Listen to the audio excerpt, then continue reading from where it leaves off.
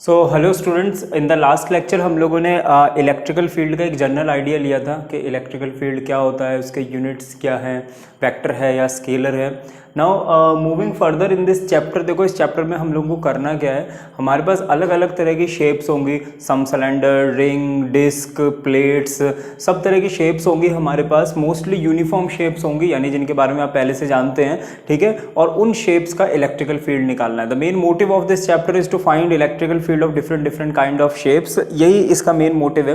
तो आज हम लोग यही पार्ट स्टार्ट करेंगे, ठीक है। न्यूमेरिकल्स करने के लिए बेसिकली हम लोगों को एक जनरल आइडिया होना चाहिए पहले से कि कुछ सिंपल बॉडीज़ का इलेक्ट्रिकल फील्ड क्या होता है, बिकॉज जनरली इतने प्लेन न्यूमेरिकल नहीं आएंगे, थोड़ी मिक्स होंगी बॉडीज़। तो सबसे पहले हम लोग क्या करने वाले हैं, हमने इलेक्ट्रिकल फील्ड की डेफिनेशन वगैरह पढ़ ली है। आगे हम लोग क्या करेंगे, डाइपोल तक स्टडी करेंगे, डाइपोल का इलेक्ट्रिकल फील्ड फाइंड आउट करेंगे, ring, disc, line charge and point charge. जब हम ये इलेक्ट्रिकल फील्ड फाइंड आउट कर लेंगे then we will move to numericals, और न्यूमेरिकल्स की टेक्निक सीखेंगे।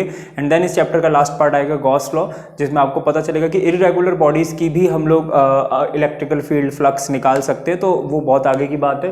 तो आज का जो हमारा मेन टारगेट शुरू होता है वो होता है इलेक्ट्रिकल फील्ड फाइंड आउट करना है। और सबसे पहले हम लोग इलेक्ट्रिकल फील्ड फाइंड आउट करेंगे पॉइंट चार्ज का, ठीक है। तो पॉइंट चार्ज का इलेक्ट्रिकल फील्ड फाइंड आउट करने के लिए क्या करना है हम लोगों को, see this is a point charge जिसकी वैल्यू है Q, ठीक है। अब मान लेते हैं इसका फील्ड है कुछ इस तरह से, ठीक है। इस फील्ड में एक दूसरा चार्ज एंट्री लेता है और ये टेस्ट चार्ज है, ठीक है। एंड यहां से लेकर टेस्ट चार्ज तक का जो डिस्टेंस है वो है R, ओके। नाउ बेटा इस सिचुएशन पे हम लोग कूलम्स लॉ लगा सकते हैं, बिकॉज जैसे ही ये टेस्ट चार्ज इस फील्ड के अंदर एंट्री लेगा इसके ऊपर फोर्स लगना शुरू हो जाएगा, बिकॉज इलेक्ट्रिकल फील्ड की डेफिनेशन ही यही है कि वो एरिया जहां पर फोर्स फील होता है due to this central charge, है ना। तो यहां पर कूलम्स लॉ लगाते हैं, F is equals to 1/4πε0 Q naught upon R square, okay.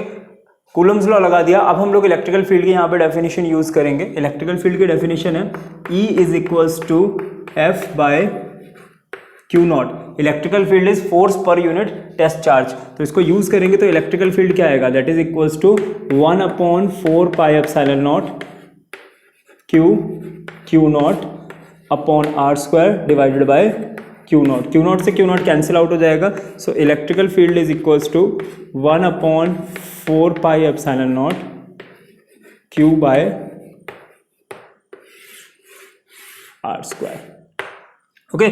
So this is the formula for the electrical field of the point charge and very important formula। and इतना ज़्यादा ये फॉर्मूला यूज़ होगा कि कई बार जब आपसे इलेक्ट्रिकल फील्ड का formula पूछेंगे तो भी आप यही बता देंगे, है ना। तो इस बात को हमेशा याद रखना कि ये इलेक्ट्रिकल फील्ड किसका है, पॉइंट चार्ज का, ठीक है। It is not the general formula for the electrical field.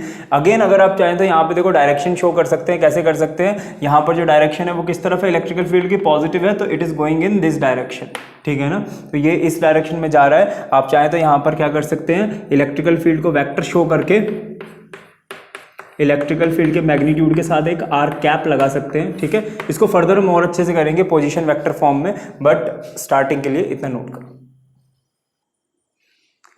So before going further हम लोग एक जनरल नोटेशन पढ़ेंगे जो इस चैप्टर में बहुत ज़्यादा यूज होती है, and those notations are linear charge density, surface charge density and volume charge density. So let us see कि ये नोटेशंस क्या हैं। See linear charge density is basically charge per unit length.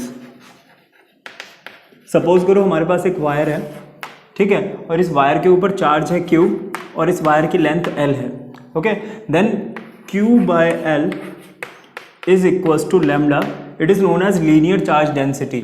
फायदा क्या होता है इसको यूज करने का, हम क्यों यूज करते हैं, सपोज करिए आपके पास वायर बहुत ही ज़्यादा इनफाइनाइटली लार्ज है, ठीक है। इतनी लार्ज वायर का आप चार्ज कैलकुलेट नहीं कर सकते, है ना। बट आपको पता है कि चार्ज यूनिफॉर्मली डिस्ट्रीब्यूट है, मतलब यूनिफॉर्मली मतलब ऐसा नहीं है कि वायर के किसी हिस्से में ज़्यादा है किसी हिस्से में कम है। तो हम क्या करते हैं, थोड़ी सी वायर का charge per unit length calculate करते हैं। मान लो मैंने देख लिया कि 1 सेंटीमीटर में 1 कूलम्ब चार्ज है, ठीक है ना। अब अगर मेरी वायर 50 सेंटीमीटर की है तो मैं इंटू 50 करके आंसर निकाल सकता हूँ ना। So this is the basic funda behind this calculation of lambda, यानी लीनियर चार्ज डेंसिटी। हम क्या कर सकते हैं, जितना पूरी वायर का चार्ज पर यूनिट लेंथ आएगा उतना ही इस वायर के छोटे से हिस्से का, मान लेते हैं इस छोटे से हिस्से का चार्ज है dq और इसकी लेंथ है dl, तो अगर आप dq/dl निकालते हैं तो वो भी लैम्डा ही होगा।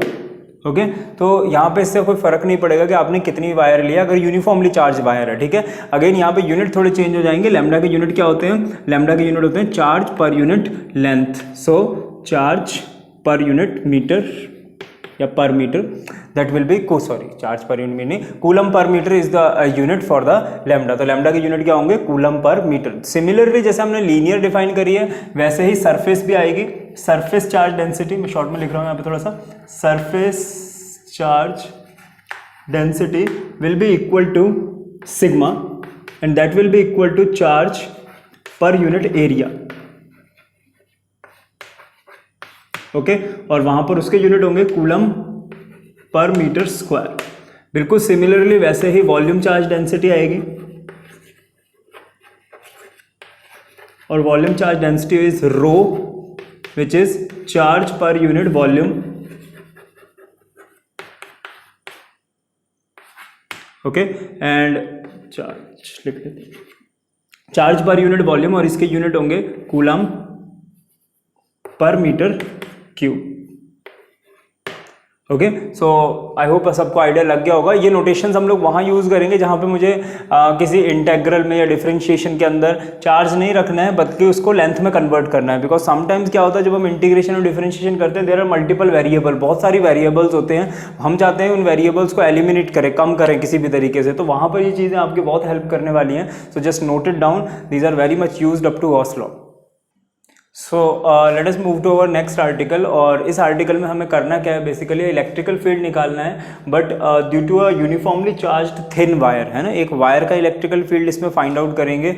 वायर काफ़ी बड़ी है, ठीक है, लेकिन यूनिफॉर्मली चार्ज्ड है और हम लोग हैं अप्रॉक्सीमेटली इस वायर के कहाँ पर, सेंटर पे, क्योंकि वायर इतनी यूनिफॉर्म इनफाइनाइटली लार्ज है तो कोई फ़र्क नहीं पड़ेगा ज़्यादा, बट स्टिल अगर हम फाइनाइट लेंथ की वायर की बात करें तो यहाँ पे आप ये मानिएगा कि हम लोग वायर के सेंटर पे हैं। ठीक है, सेंटर पे मैंने एक लाइन ड्रॉ करी है डॉटेड, इस लाइन के ऊपर कोई भी पॉइंट है P और उस P पॉइंट पे हम लोग को क्या फाइंड आउट करना है, इलेक्ट्रिकल फील्ड फाइंड आउट करना है। ठीक है, अब मेरे को तो जो मैंने अभी फॉर्मूला पढ़ा है मेरे को सिर्फ इतना पता है कि पॉइंट चार्ज का इलेक्ट्रिकल फील्ड क्या होता है। पॉइंट चार्ज का इलेक्ट्रिकल फील्ड होता है 1/4πε0 Q/r²। तो मैं क्या करता हूँ, इस वायर को छोटे छोटे टुकड़ों में कट कर देता हूँ, which will behave like point. ऐसा कर सकते हैं ना हम लोग, हम इसको वायर को छोटे छोटे टुकड़ों में कट कर देते हैं। तो यहाँ पे मैंने एक छोटा सा पीस कट कर लिया है यहाँ पे इस वायर में, ये वाला पीस, और इस पीस की जो लेंथ है वो है dl।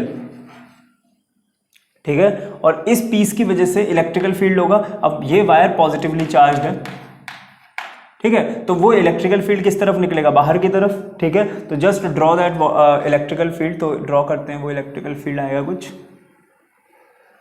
इस तरह से। ठीक है, DE वाई DE, बिकॉज देखो पूरी वायर का इलेक्ट्रिकल फील्ड E है, छोटा सा टुकड़ा है तो उसका इलेक्ट्रिकल फील्ड भी छोटा होगा, इट इज D। ठीक है, अब देखो यहाँ पर क्या है, मान लेते हैं ये वाला डिस्टेंस R है, फ्रॉम A टू P ये डिस्टेंस क्या है, R है। So AP is equals to R। ठीक है, P से लेके O तक डिस्टेंस है X। ठीक है, A से लेके O तक इस डिस्टेंस को हम लोग L मान लेते हैं, it is the length of wire. ठीक है, अब देखो स्टेप बाय स्टेप इसको मूव करते हैं आगे। सबसे पहले तो ये देखते हैं क्या मैं इस वायर के छोटे से टुकड़े का इलेक्ट्रिकल फील्ड निकाल सकता हूं। तो लेट अस सी कि छोटे से टुकड़े का इलेक्ट्रिकल फील्ड क्या आएगा, that will be equal to 1/4πε0 Q। अब देखो बेटा, क्योंकि ये वायर का टुकड़ा छोटा सा है तो पूरी वायर के ऊपर अगर चार्ज है Q, ठीक है ना, लेट चार्ज ऑन वायर इस Q, तो इस छोटे से टुकड़े पे कितना चार्ज होगा, दैट विल बी dQ, है ना। तो यहां पे जो इस स्मॉल पॉइंट जो हमने अज्यूम किया है उसका चार्ज क्या लेंगे, dQ। ठीक है, अपॉन r²। अब देखो यहां से लेके यहां तक डिस्टेंस हमने r ही माना है तो यहां आएगा r²। ठीक है, तो यहां से मुझे ये पॉइंट का इलेक्ट्रिकल फील्ड पता चल गया। ठीक है, बट देखो यहां पे कुछ और भी हो रहा है। और क्या हो रहा है कि जो वायर का ऊपर वाला पार्ट है, O से जो ऊपर वाला पार्ट है उसका इलेक्ट्रिकल फील्ड ऐसे नीचे जा रहा है ना, लेकिन जो नीचे वाला पार्ट होगा उसका इलेक्ट्रिकल फील्ड किधर जाएगा। सपोज करो कि ये इस पॉइंट पर, यहां पर एक छोटा सा पॉइंट और अज्यूम कर लेते हैं हम लोग। ठीक है, उसकी भी लेंथ dl है, बिल्कुल इसी की तरह इसका डुप्लीकेट पॉइंट है, उसका इलेक्ट्रिकल फील्ड किस तरफ जाएगा, उसका इलेक्ट्रिकल फील्ड इस तरफ जाएगा de, है ना। अब साफ साफ दिख रहा होगा तुम्हें कि दो वेक्टर हैं, दो वेक्टर इस तरह से जा रहे हैं, तो इनका कुछ ना कुछ कंपोनेंट तो कैंसिल आउट होगा, है ना। वो कंपोनेंट निकालने के लिए एक काम करते हैं, इस एंगल को अल्फा मान लेते हैं, ठीक है। ये एंगल अल्फा है तो ये एंगल भी अल्फा होगा, ठीक है। अब अगर ये एंगल अल्फा है देन देखो this is also alpha, this is also alpha, ठीक है। अगेन ये वाला कंपोनेंट क्या आएगा, D E cos alpha, and ये वाला component D E sine alpha. देखो इस वेक्टर के दो कंपोनेंट्स है, एक जो इसको आगे लेकर जा रहा है, एक जो इसको नीचे लेकर जा रहा है, ठीक है। अगेन देखो इस वेक्टर के इसके भी दो कंपोनेंट्स हैं, ठीक है। एक जो इसको ऊपर लेकर जा रहा है और दूसरा जो इसको आगे लेकर जा रहा है, तो ऊपर ले जाने वाला कंपोनेंट क्या होगा, डी ई साइन अल्फा। ये एंगल के साथ वाला कंपोनेंट है, ये क्या होगा, D E cos alpha. Now what you can clearly see, D sine alpha से कैंसिल आउट हो जाएगा। ये तो हमने सिर्फ दो पीसेस की बात करी है, हम ये बोल सकते हैं कि पूरी ऊपर वाली जो वायर है उसका नीचे वाली wire sign component cancel out कर देगी, यानी पूरी वायर का सिर्फ कौन सा कंपोनेंट बचेगा, ओनली कॉस कंपोनेंट, ठीक है। तो आप एक तरह से क्या कह सकते हैं कि आपका जो इलेक्ट्रिकल फील्ड होगा, total electrical field will be equal to sum of all these components, ठीक है ना। अब यहाँ पे सम करने के लिए, क्योंकि वायर इनफाइनाइटली लार्ज है, हमें क्या करनी पड़ेगी, इंटीग्रेशन, है ना। सम करना एक तरह से इंटीग्रेशन ही है कंटिन्यूस चीजों का। तो यहाँ पर हम क्या करेंगे, डी ई कॉस अल्फा का क्या कर देंगे, इंटीग्रेशन कर देंगे, ठीक है। तो let us put the value of our D की वैल्यू यहाँ पे पुट करते हैं। तो देखो डी की वैल्यू क्या आएगी, E is equals to 1/4 pi epsilon naught को मैं सिर्फ k लिख रहा हूं स्मॉल, ठीक है, D Q upon R square cos alpha integration, ठीक है। क्या हम इसकी इंटीग्रेशन अभी कर सकते हैं, नहीं कर सकते। प्रॉब्लम क्या है, प्रॉब्लम यह है कि इंटीग्रेशन करते समय अभी हम लोगों के लिए सिर्फ यहाँ पे एक ही वेरिएबल हो तो सही रहेगा, ठीक है। ऐसा नहीं है कि हम मल्टीपल वेरिएबल्स की इंटीग्रेशन नहीं कर सकते, बट 12th क्लास फिजिक्स में आपसे ऐसा कोई नहीं करवाएगा। अब अगर यहाँ पर आप ध्यान से देखो तो डी क्यू ये भी वेरिएबल है, वेरिएबल का मतलब ये चेंज हो रहा है ना। आप जितना बड़ा वायर का पीस लोगे उस हिसाब से क्या होगा, आपका डी क्यू बदलता जाएगा, ये कॉन्स्टेंट चीज नहीं है, ठीक है। दूसरी बात कॉस अल्फा भी कॉन्स्टेंट नहीं है। आप वायर का पीस इधर ले लो, अल्फा 0 हो जाएगा, अब वायर का पीस उधर ले लो, अल्फा 90 हो जाएगा, है ना। It is again not a constant. And R again ये भी कॉन्स्टेंट कैसे होगा, आप जैसे जैसे इस पॉइंट को मूव करेंगे ऊपर नीचे, आर भी चेंज होगा। इसका मतलब एक इंटीग्रेशन तीन वेरिएबल्स हैं, ऐसा नहीं चलता है ना। आप लोगों को क्या करना पड़ेगा, इन सभी को चेंज करना पड़ेगा, एक यूनिक वेरिएबल में कन्वर्ट करना पड़ेगा। मतलब आप इन सबको चेंज करेंगे। अब देखो कैसे चेंज करेंगे। सबसे पहले मैं आ जाता हूं किस पे, यहां से हम लोग वेरिएबल चेंज करते हैं। सो वेरिएबल चेंज करने के लिए सबसे पहले देखो डी क्यू को पकड़ते हैं। इसी के लिए हम लोगों ने वो लैम्डा किया था, तो मैं यहां पे डी क्यू को क्या लिख सकता हूं, lambda D L, charge per unit length is lambda, तो charge is equal to lambda into D L, ठीक है। क्या यहां से मेरा काम हो जाएगा। dl again is a variable. अगर तुम लोग यहाँ पर ध्यान से देखो तो dl भी वेरिएबल है, क्योंकि देखो ये लेंथ है ना, जो इस पीस की लेंथ है वो भी चेंज हो सकती है ना। पीस तो आपने अपने मन से लिया था, कोई बड़ा ले ले कोई छोटा ले ले, है ना। तो अगेन आपको इससे भी प्रॉब्लम है। अब आपको पहले अपने मन में ये सोचना पड़ेगा कि मुझे कौन सा वेरिएबल इक्वेशन में रखना है। तो देखो भाई मेरे को यहाँ पे ना अल्फा रखना है। अल्फा इसलिए रखना है क्योंकि ये ट्रायंगल बन रहा है, किसी भी लेंथ को, आर को, एल को, देखो यहाँ पे मेरे पास दो ही चीजें हैं, L और R, मैं बड़े आराम से अल्फा में चेंज कर सकता हूँ ट्रिग्नोमेट्री लगा के। तो मैं यहाँ पे सब चीजें एंगल की फॉर्म में कन्वर्ट करूंगा, ठीक है। कैसे कन्वर्ट करेंगे भाई, मुझे DL पता करना है, एंगल की फॉर्म में क्या होगा हम नहीं पता कर सकते। पहले हम ये देखेंगे कि L कितना होगा एंगल की फॉर्म में, ठीक है। तो यहाँ पे ये देखो इस ट्रायंगल में आ जाते हैं। कौन से ट्रायंगल में, इन ट्रायंगल AOP, ठीक है। इस ट्रायंगल में आ जाओ AOP। इस ट्रायंगल के अंदर आप ये देखिए जो x है ना ये कांस्टेंट है ना, x है, आप इधर आओ इधर आओ इधर आओ, किधर भी जाओ, ये डिस्टेंस नहीं बदलने वाला। तो आपको हमेशा कोशिश करनी है आप जो भी ट्रिग्नोमेट्री का रेशियो लोगे उसमें x जरूर आए, ठीक है, वो कांस्टेंट है, वो आपको पेन नहीं देगा, है ना। तो सबसे बड़ी बात यहाँ पे अब मुझे l और x के साथ देखना है कि क्या बन रहा है, ठीक है। अब देखो ये एंगल के सामने वाली साइड हो गई परपेंडिकुलर, ठीक है, और ये हो गया हमारा बेस, ठीक है। परपेंडिकुलर और बेस कौन सा एंगल बनेगा, tan थीटा, तो मैं यहाँ पे tan अल्फा लूंगा, तो यहाँ पे क्या आ जाएगा, tan alpha is equals to L by x, so L is equals to x tan alpha, ठीक है। बट मुझे यहाँ L नहीं चाहिए था, मुझे क्या चाहिए था, dl, ठीक है। तो अब आप क्या करिए, इसकी डिफरेंशिएशन कर दो, ठीक है, इसकी डिफरेंशिएशन कर दो विद रिस्पेक्ट टू अल्फा, तो क्या आ जाएगा, dl by d alpha is equals to x, तो कांस्टेंट है, इसकी नहीं होगी डिफरेंशिएशन, tan अल्फा की डिफरेंशिएशन होती है सीकेंड स्क्वायर अल्फा, ठीक है। तो यहां पे आपके पास dl क्या आ जाएगा, dl is equals to x secant square alpha d alpha, ठीक है। तो एक प्रॉब्लम हमारी यहां पे खत्म हो गई, दैट हमारे पास dl की वैल्यू आ गई, ठीक है। Second problem is not that big, मेरे को क्या निकालना है, r निकालना है, ठीक है, दिस r मुझे कैलकुलेट करना है, और x, ठीक है। अब देखो r और x मिलके कौन सा रेशियो बनाएंगे, x is base, r is hypotenuse, basically cos theta लग रहा है तो हम cos अल्फा ले लेते हैं यहाँ पे, तो cos अल्फा क्या आएगा, cos alpha is equals to base which is x upon r, मुझे r की वैल्यू निकालनी है, तो r क्या आ जाएगा, r is equals to x upon cos alpha, या फिर हम कह सकते हैं r is equals to x secant alpha,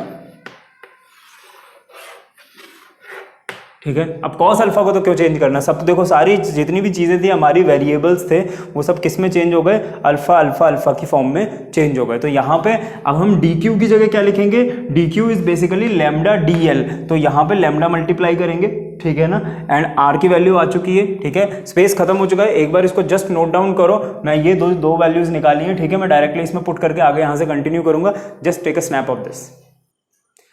so here come to the next part. अभी देखो बेटा हम लोगों ने क्या कर लिया, आर की वैल्यू निकाल ली है which is x सीकेंड alpha, DL की वैल्यू निकाल ली है, एंड डी क्यू हमें पता है लैम्डा डीएल होता है, ठीक है। अब ये जितनी वैल्यूज मैंने निकाली है ना, मैं सारी की सारी उठा के इलेक्ट्रिकल फील्ड के एक्सप्रेशन में पुट कर दूंगा, ठीक है। तो let us put this value in the expression, तो हमें देखो क्या मिलेगा, that electrical field is equals to integration के, सी डी क्यू की जगह हम क्या लिखेंगे, लैम्डा डीएल, तो लैम्डा, और dl को भी मैं रिप्लेस करूंगा उसके एंगल वाली वैल्यू से which is x secant square alpha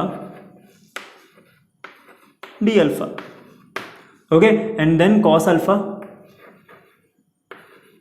and then उसके बाद upon R square, so R square is basically X square secant square alpha. Now let us solve this question. तो अब देखो बिल्कुल ही सिंपल हो गया, सीकेंड स्क्वायर अल्फा से सीकेंड स्क्वायर अल्फा कैंसिल आउट हो गया, एक्स से एक एक्स कैंसिल आउट हो गया, ओके, और आप लोगों के पास क्या बचा यहाँ पे, लैम्डा और के कांस्टेंट है, इनको इंटीग्रेशन से बाहर करते हैं, सो के and lambda will come out, again x भी कांस्टेंट है तो इसको भी बाहर करते हैं, ठीक है। अंदर हमारे पास क्या बचा, अंदर हमारे पास बचा सिर्फ कॉस अल्फा डी अल्फा, यानी आपको किसकी इंटीग्रेशन करनी है, सिर्फ कॉस अल्फा की, which is quite easy, cos alpha की इंटीग्रेशन होती है साइन अल्फा, बट लिमिट्स क्या लेंगे, तो देखो यहाँ पे लिमिट क्या लेनी है।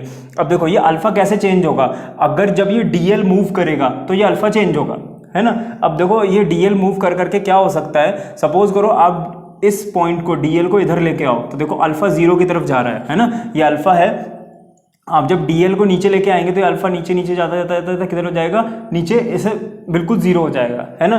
लेकिन सपोज करो आप dl को ऊपर लेकर जा रहे हो तो क्या होगा, अल्फा इंक्रीज होगा। अब सपोज करो वायर बहुत ही ज़्यादा लार्ज है, बहुत ज़्यादा लार्ज है, इतनी लार्ज है कि जो डिस्टेंस है ना ये x,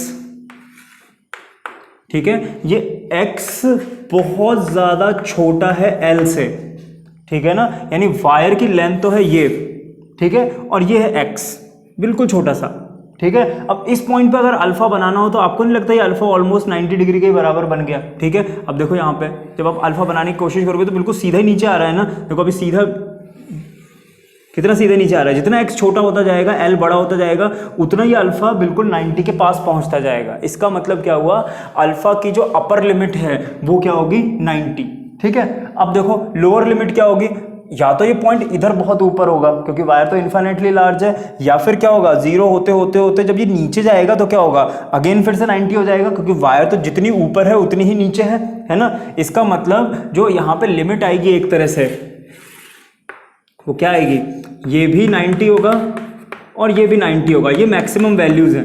अब क्या लिमिट 90 से 90 ले लें, ऐसा तो नहीं हो सकता ना। देखो ये वाला जो अल्फा है वो किस सेंस में घूम रहा है, इस सेंस में, यानी कि क्लॉकवाइज, ठीक है। इधर क्योंकि आप तो इसी एक्सिस से एंगल मेजर कर रहे हो, ये वाला एंगल आपका इस तरह से घूम रहा है, तो इसको पॉजिटिव ले लेते हैं +π/2 और इसको नेगेटिव ले लेते हैं -π/2, ठीक है। यानी आपकी जो लिमिट आएगी वो आएगी -π/2 से +π/2, ठीक है ना, ये आपकी लिमिट आएगी। एंड देखो इसको आगे करते हैं तो आगे क्या आएगा,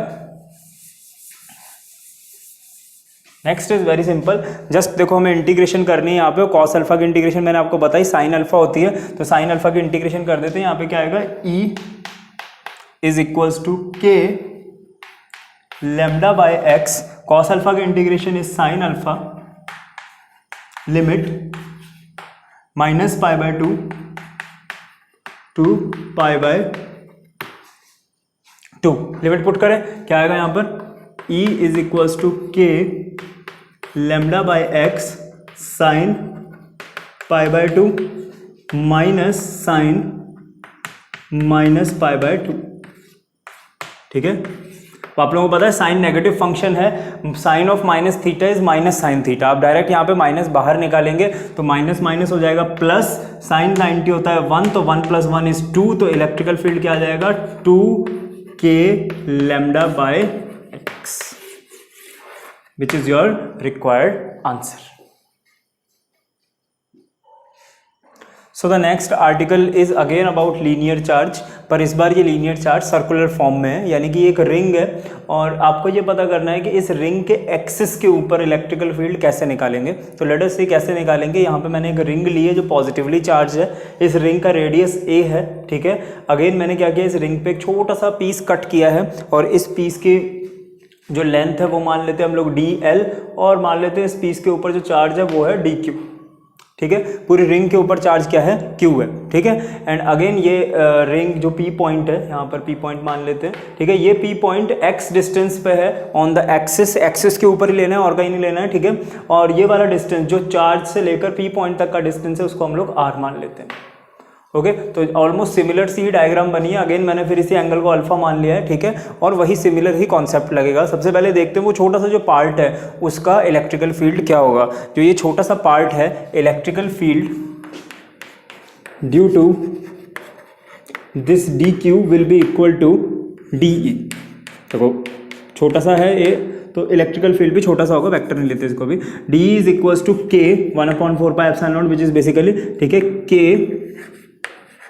Q/r², ठीक है। तो ये मेरे पास क्या आ गया, d, यानी कि इलेक्ट्रिकल फील्ड। अब देखो यहाँ पर हो क्या रहा है कि ये अल्फा है, ठीक है, ये इलेक्ट्रिकल फील्ड इधर आया, इस इलेक्ट्रिकल फील्ड के दो कंपोनेंट्स होंगे, ठीक है। एक कंपोनेंट जो इसको किस तरफ लेकर जाएगा, इसको येलो से लिखते हैं, एक कंपोनेंट जो इसको किस तरफ लेकर जाएगा, नीचे की तरफ, और एक आगे की तरफ। तो यहाँ पे होगा de cos अल्फा, और नीचे की तरफ कौन लेकर जाएगा, de साइन अल्फा, ठीक है। सिमिलरली एक रिंग का पार्ट और लेते हैं इस साइड, ठीक है, और इस साइड जो रिंग का पार्ट लेते हैं वो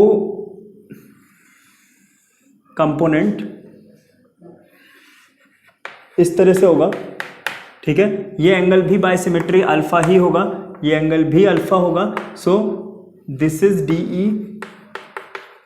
cos alpha and this will be de sine alpha, एक कंपोनेंट आगे और एक ऊपर, ठीक है। अगेन आपको दिख रहा है according to symmetry de sine alpha पूरी रिंग के कैंसिल आउट हो जाएंगे। आधी वाली ऊपर वाली सेमी सर्कुलर रिंग जो है वो नीचे वाली रिंग के सारे साइन कंपोनेंट्स को कैंसिल कर देगी। आंसर आपको क्या मिलेगा एंड में, de cos अल्फा, यानी आपका जो टोटल इलेक्ट्रिकल फील्ड होगा वो क्या होगा, total electrical field will B de cos alpha का इंटीग्रेशन, ठीक है। अब यहाँ पे de की वैल्यू पुट कर देते हैं। सो de की वैल्यू पुट करते हैं तो यहाँ पे क्या आएगा, E is equals to 1/4πε0 Q/r²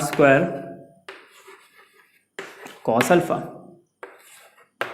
now see line charge की तरह यहाँ हमें कोई दिक्कत नहीं है, ठीक है। यहाँ पर कोई ऐसी चीज़ नहीं है जो वेरिएबल हो। देखो ये आर है, ये भी कांस्टेंट है, क्योंकि आप रिंग पे, ये रिंग है, रिंग से आप जिधर भी चलो एक्सिस से चारों तरफ, ठीक है, ये आर नहीं चेंज होगा, ये आर क्या रहेगा, कांस्टेंट रहेगा, ठीक है। ना ही यहाँ पे कॉस अल्फा चेंज होने वाला है, बिकॉज आर नहीं चेंज होगा। यहाँ पे चेंज क्या होगा, सिर्फ इस चार्ज की वैल्यू चेंज होगी, ठीक है। अगर आपने छोटा पार्ट लिया तो कम चार्ज होगा, ज़्यादा पार्ट लिया तो ज़्यादा चार्ज होगा। तो यहाँ पर ये सब कुछ ही कॉन्स्टेंट है, इन सबको बाहर निकाल लेते हैं, तो हमारा एंड में आंसर क्या आएगा यहाँ पर, E is equals to, see इसको यहाँ पे E is equals to K upon R square cos alpha integration of D Q. D Q की इंटीग्रेशन क्या आ जाएगी, सिंपली Q, पूरी रिंग का जो चार्ज है वो क्या होगा, Q, ठीक है। तो हमारे पास क्या आ जाएगा, E is equals to K cos alpha Q upon R square, ठीक है। अब आपको एंड में अगर कुछ करना है तो हम क्या कर सकते हैं, यहाँ पे कॉस अल्फा की वैल्यू पुट कर सकते हैं, ठीक है। कॉस अल्फा की वैल्यू क्या होगी, देखो cos alpha is basically x upon R, cos alpha is equals to x upon R. And हम चाहें तो आर को भी रिप्लेस कर सकते हैं। आर देखो क्या है यहाँ पर, पाइथागोरस के accordingly a square plus x square की पावर 1/2, ठीक है। तो हम यही वैल्यू यहाँ पे यूज कर लेते हैं। यहाँ पे हम लोग क्या लिखेंगे, E is equals to K cos alpha, देखो यहाँ पे क्या हो जाएगा, x upon a square plus x square की power 1/2 and R square, see R square will be a square plus x square, ठीक है। एंड साथ में Q, तो देखो ये पावर 1 है, ये 1/2, 1 प्लस 1/2 इज 3/2, तो E क्या आ जाएगा हमारे पास, E will be equal to K Q x upon a square plus x square की power 3/2 which is our required answer. Okay, now see इसके अंदर हम लोग एक काम और कर सकते हैं, हम इसको थोड़ा सा वेरी कर सकते हैं रिजल्ट को। कैसे कि अगर मान लो x 0 हो जाए, यानी कि हम लोग सेंटर पे आ जाए, तो जैसे ही x 0 होगा, if x is equals to 0, तो यहाँ 0 से किसी को भी मल्टीप्लाई करो तो E भी क्या हो जाएगा, 0। इसका मतलब रिंग के सेंटर में कोई भी इलेक्ट्रिकल फील्ड नहीं होता और होगा भी नहीं, क्योंकि देखो ये सारे, अगर यहाँ सेंटर में कोई चार्ज रखोगे तो सब उसको अपनी अपनी तरफ खींच रहे हैं इक्वली, तो सेंटर में तो 0 हो जाएगा ना चार्ज, ठीक है। सेकेंडली, अगर आप ऐसे सोचे कि हम रिंग से बहुत दूर चले गए, सपोज करो कि x is very very very greater than a, ठीक है ना, रिंग तो बहुत छोटी है और हम रिंग से बहुत दूर खड़े हैं, उस केस में क्या होगा, देखो अगर x बहुत बड़ा है और a बहुत छोटा, तो x प्लस a के x के बराबर ही हो जाएगा। देखा, x में कुछ a जोड़ दे तो कोई फर्क नहीं पड़ेगा, a तो बहुत छोटा है ना। तो यहाँ पे देखो क्या आ जाएगा, x स्क्वायर की पावर 3/2, तो 2 से 2 कैंसिल आउट हो गया, क्या आ जाएगा आपके पास, E is equals to K Q x upon x cube, cancel out हो जाएगा, ये स्क्वायर आ गया, के क्यू बाई एक्स स्क्वायर, जो कि पॉइंट चार्ज का इलेक्ट्रिकल फील्ड होता है। मतलब क्या हुआ कि अगर आप रिंग से बहुत दूर चले गए तो ring will behave like a point charge. Ring क्या है, पॉइंट चार्ज की तरह बिहेव करना शुरू कर देगी। And this was the article for the linear charge. 2 article हम लोगों ने किया, एक वायर और एक रिंग। कल हम लोग सरफेस चार्ज के बारे में एक आर्टिकल करेंगे and then we will move further to the dipole. Okay.